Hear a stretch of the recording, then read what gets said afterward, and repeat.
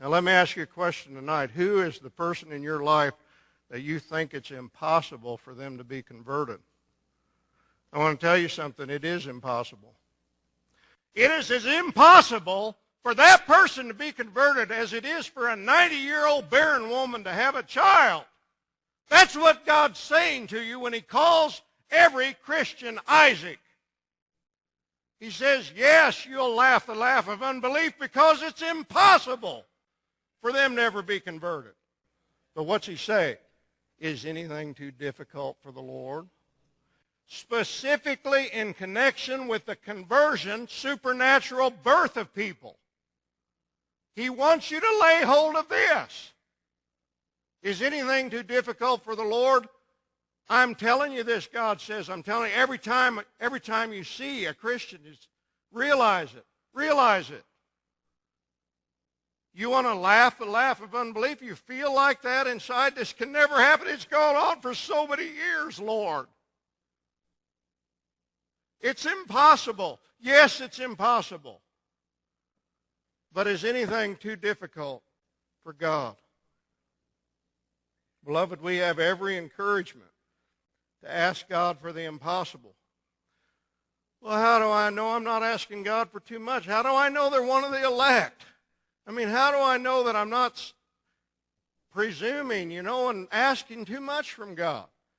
We were talking about this in the student Bible study, and we got to looking at the scriptures, and the thought occurred to me, I don't remember any time where God ever blamed them for expecting too much and hoping too much and believing too much. It was the other way around. Oh, ye of little faith, why would you doubt? Why didn't you strike the ground more? You got a child that is impossible to be converted? Don't just ask God to save them. Ask God to give them a Christian wife or a Christian husband and make them a minister of the gospel or a woman out on the mission field. He's able. You see, Satan wants us to laugh the laugh of unbelief. You see that a number of times in the Bible. Here's Ahab after he killed Naboth. Elijah came to him. He says, where the dogs lick the blood of Naboth, they're going to lick your blood. He said that to Ahab. Time went by. Ahab goes up to Ramoth Gilead, wants to attack it. The prophet Micaiah says, if you go out there, you're going to die in battle. Well, Ahab looks at it. He says, look, I'd rather trust old Elijah. I know he's right. He said, my blood's going to be licked 30 miles from here. There's no way this guy can be right. They can't both be right. It's impossible. I'm going out into battle. And a certain man draws a bow at a venture, and it just happens to strike between the joints of the armor, and he pulls off to the side and bleeds to death in that chariot. He died like Micaiah said. And they take the chariot 30 miles back to Samaria to bury him, and they wash the blood out by that pool in Samaria, just like Elijah said would happen. That's the way it is with God. You laugh the laugh of unbelief, God's going to have the last laugh.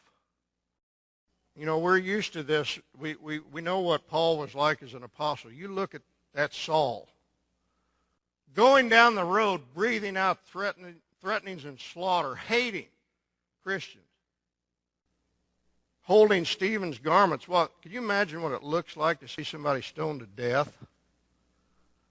Holding Stephen's garments while they stone him to death. If you had told a first century Christian, you say, that guy is going to be one of the greatest lovers of Jesus who ever lived. He's going to write most of the New Testament that you don't even know. I mean, they would have laughed.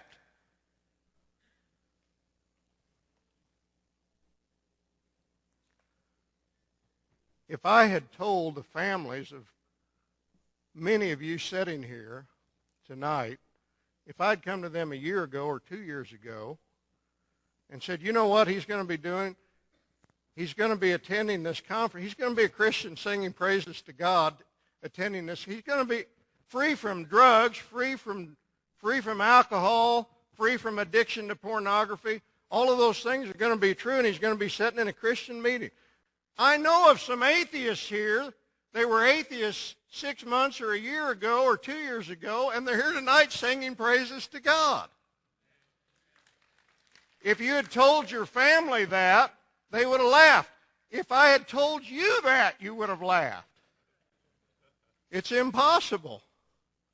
You say, well, my salvation wasn't impossible, then you're not a Christian.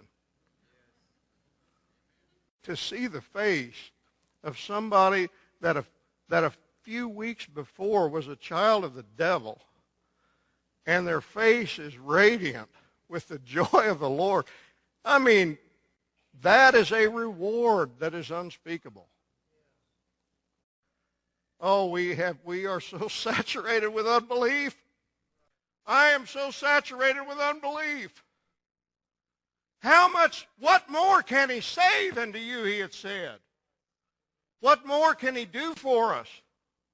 I mean, we've seen we're just like the children of Israel in some ways. We see one miracle after another, and the next day you feel like nothing's ever happened in your life.